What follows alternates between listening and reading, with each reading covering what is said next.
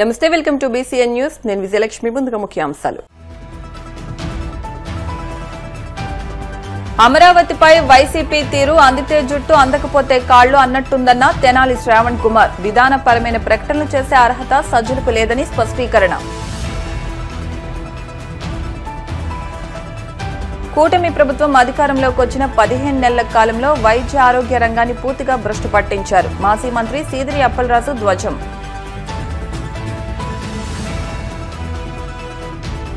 సంబంధం లేని ఎంఆర్ కేసులో జగన్ పై తప్పుడు కథనాన్ని ప్రచురించారు. తక్షణం క్షమాపణలు చెప్పాలని వైసీపీ నేత పుత్తా శివశంకర్ డిమాండ్. భారతమాత కిరీటంలో మణిపూర్ ఒక రత్నమని అభివర్ణించిన ప్రధాని మోదీ. కొండలు లోయ ప్రజల మధ్య పరస్పర విశ్వాసమనే బలమైన వంతెన వేయాలని పిలుపు. అధికారంలో ఉన్నప్పుడు అమరావతిపై తీవ్రమైన విష ప్రచారం చేసి ఇప్పుడు ఎన్నికలు సమీపిస్తుండటంతో అమరావతి ఏకైక రాజధానిగా ఉంటుందని చెప్పడం వైసీపీ నక్కజిత్తులకు నిదర్శనమని టీడీపీ ఎమ్మెల్యే తెనాలి శ్రావణ్ కుమార్ తీవ్రస్థాయిలో ధ్వజమెత్తారు. అమరావతి విషయంలో వైసీపీ నాయకుల వైఖరి అందితే జుట్టు అందకపోతే కాళ్లు పట్టుకునే చందంగా ఉందని ఎద్దేవా చేశారు. మంగళగిరిలోని టీడీపీ కేంద్ర కార్యాలయంలో ఏర్పాటు చేసిన మీడియా సమావేశంలో ఆయన మాట్లాడారు. ఓ న్యూస్ కాంక్లేవ్ లో వైసీపీ నేత సజ్జల రామకృష్ణారెడ్డి మాట్లాడుతూ విజయవాడ గుంటూరు మధ్య రాజధాని కట్టాలంటూ కొత్త భాష్యం చెప్పడాన్ని శ్రావణ్ కుమార్ తీవ్రంగా తప్పుపట్టారు.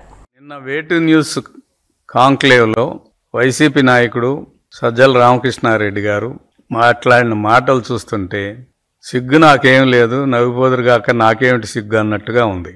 అమరావతి రాజధాని మీద కొత్త మోసానికి తెరలేపిన విషయం మనం అందరికీ అర్థమవుతుంది. అసలు సజ్జల రామకృష్ణారెడ్డికి ఉన్న అర్హత ఏమిటి? గతంలో తాడేపల్లి గుమస్తాగా, తాడేపల్లి ప్యాలెస్ గుమస్తాగా పేరు పొందాడు. ఉన్నా లేకపోయినా నోటుకొచ్చినట్టు మాట్లాడే వాతావరణం అతను అలవాటు చేసుకున్నాడు. అటువంటి మనిషి మరలా అమరావతి రాజధానిగా ఉంటుందని 2019లో జగన్మోహన్ రెడ్డి గారు మాట్లాడిన మాటల్ని మరొకసారి చెబుతూ అప్పటికి ఆయన అమరావతి రాజధానిగా ఉంటుందని అని ఆలోచించాడని, 2024కి విశాఖపట్నం రాజధానిగా ఉంటుందని అక్కడి నుంచే పరిపాలన సాగించాలని అనుకున్నాడని, ఇప్పుడు కానీ మళ్ళా 2029 ఎన్నికల తర్వాత అమరావతి నుంచే పరిపాలన సాగిస్తాడని ఎన్ని రకాల నాలుక మడతేసే మాటలు మాట్లాడారు. ఇవన్నీ రాష్ట్ర ప్రజలు ఆలోచిస్తూ ఉన్నారు. అసలు విధానపరమైన నిర్ణయాలు ప్రకటించే హక్కు సజ్జల రామకృష్ణారెడ్డికి ఎవరిచ్చారు? ఒకవేళ మాట్లాడాలంటే అది జగన్మోహన్ రెడ్డి గారు మాట్లాడాలి. మోసానికి ప్రతిరూపంగా ఉన్న వైసీపీ నాయకులు జగన్మోహన్ రెడ్డి గారు, సజ్జల రామకృష్ణారెడ్డి గారు మరొకసారి మోసం చేయటానికి సిద్ధమయ్యారనేది ఆ ప్రకటనల యొక్క సారాంశం. 2014-19 మధ్యకాలంలో రాజధాని లేని రాష్ట్రానికి సంబంధించి అసెంబ్లీలో రాజధాని నిర్ణయం జరుగుతున్నప్పుడు జగన్మోహన్ రెడ్డి గారు మాట్లాడిన మాటలను ఒకసారి గుర్తుకు తెచ్చుకుందాం. అసలే రాష్ట్రం చిన్నదైపోయింది, ప్రాంతాల మధ్య నేను చర్చపెట్టదలుచుకోలేదు, రాజధాని మీరు ఎక్కడైనా పెట్టండి, గుంటూరు విజయవాడ మధ్య ఎక్కడైనా పెట్టండి, కనీసం 30,000 ఎకరాలు తగ్గకుండా చూడండి, వైసీపీ పార్టీ సంపూర్ణంగా మద్దతు ఇస్తున్నామని చెప్పారు. చెప్పిన మాటతో పాటు ఇంకా కొన్ని మాటలు మాట్లాడారు. ఈ ప్రాంతం మీద జగన్మోహన్ రెడ్డి గారికి ప్రేమ ఉంది, ఇల్లు కట్టుకున్నాడు. చంద్రబాబు నాయుడు గారికి ఇల్లు లేదని 2019 ఎన్నికలకు వెళ్తున్నప్పుడు మాట్లాడారు. నేను ఇల్లు కట్టుకున్నాను, నా పార్టీ ఆఫీస్ ఇక్కడే ఉంది, తెలుగుదేశం మా మీద దుష్ప్రచారం చేస్తుంది, మేము అధికారానికి వస్తే రాజధాని మారుస్తామని దుష్ప్రచారం చేస్తుందని చెప్పిన మాటలు ఏమైనాయి? అధికారం రాగానే 3 నెలల్లో జిఎన్ రావు కమిటీ, బోస్టన్ కమిటీ, రకరకాల కమిటీలు వేసి ఎక్కడా ప్రపంచంలో ఎక్కడా లేని కొత్త ఆలోచన, ప్రాంతాల మధ్య చిచ్చుపెట్టే ఆలోచన, 3 రాజధానుల ఆలోచన తీసుకొచ్చారు. మళ్ళీ ఇప్పుడు ఏం ముంచుకొచ్చిందని మీరు మళ్ళీ మాట్లాడుతున్నారు? ఆ మాటల్లోని గూఢార్థాన్ని మనం అర్థం చేసుకోవాలి. దీన్ని బట్టి మనం ఆలోచిస్తుంటే సజ్జల రామకృష్ణారెడ్డి గారు యూసఫ్ నీతి కథల్లో కానీ పంచతంత్రం కథల్లో కానీ నక్కజిత్తులు అనే మాట వస్తుంది.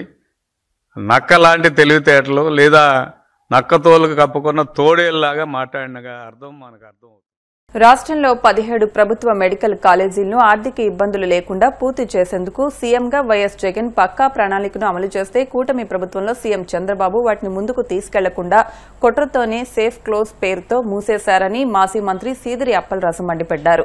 తాడేపల్లి వైసీపీ కేంద్ర కార్యాలయంలో ఆయన మీడియాతో మాట్లాడుతూ వేల కోట్ల రూపాయల ఆస్తులతో ఉన్న ఈ కాలేజీలపై కన్నేసిన చంద్రబాబు తనకి కావాల్సిన వారికి వీటిని కట్టబెట్టి జోబులు నింపేందుకు దిగజారిపోయారని ఆగ్రహం వ్యక్తం చేశారు. పీపీపీ మోడల్ అంటేనే పే ఫర్ ప్రాజెక్ట్ అని ఒకవైపు ప్రభుత్వ మెడికల్ కాలేజీలను గంపగుత్తుగా ప్రైవేటు వారికి అమ్మేస్తూ అలాంటిదేమీ లేదని పచ్చి అబద్దాలు మాట్లాడుతున్నారని ధ్వజమెత్తారు.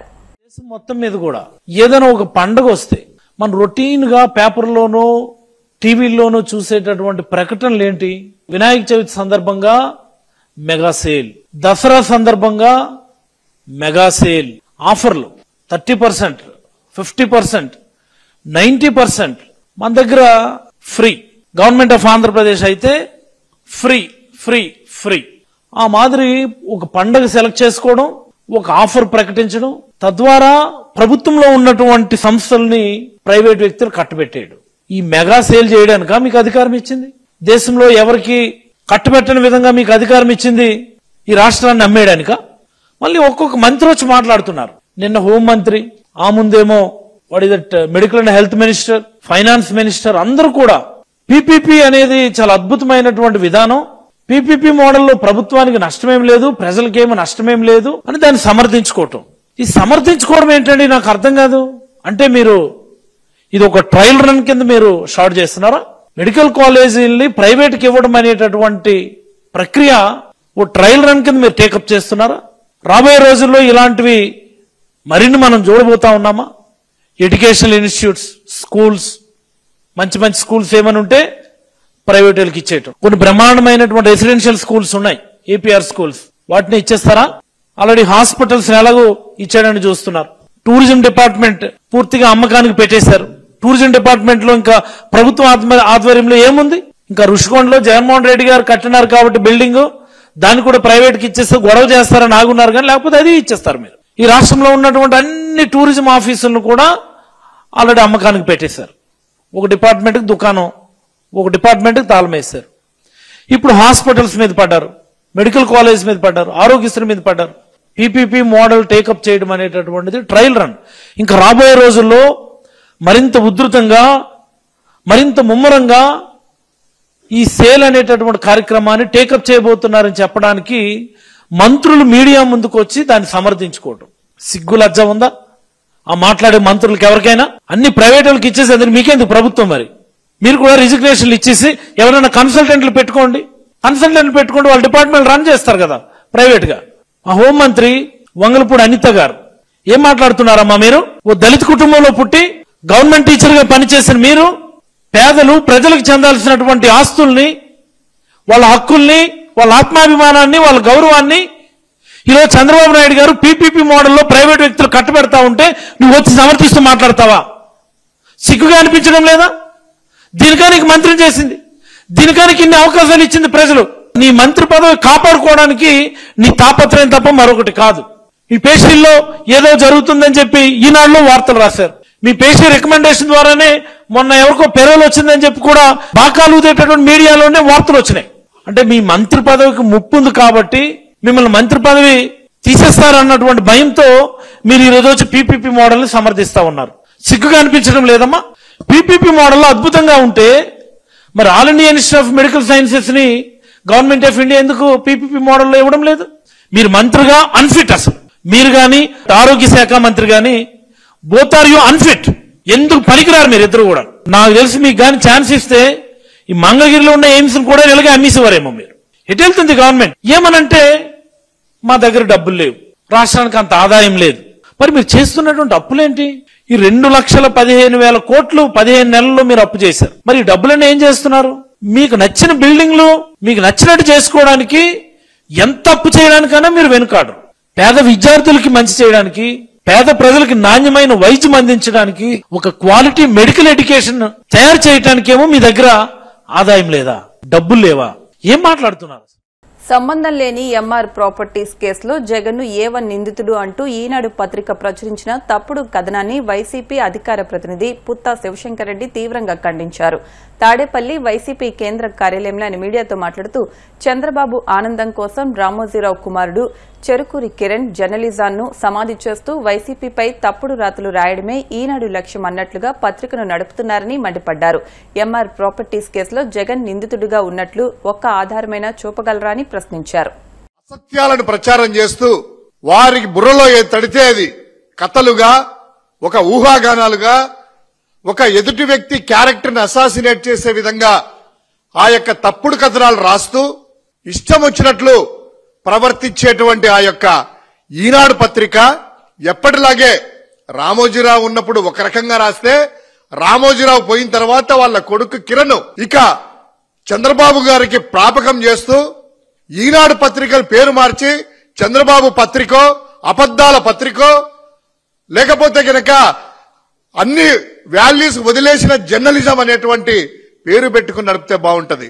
నిన్న కథనం ఏం రాశారు?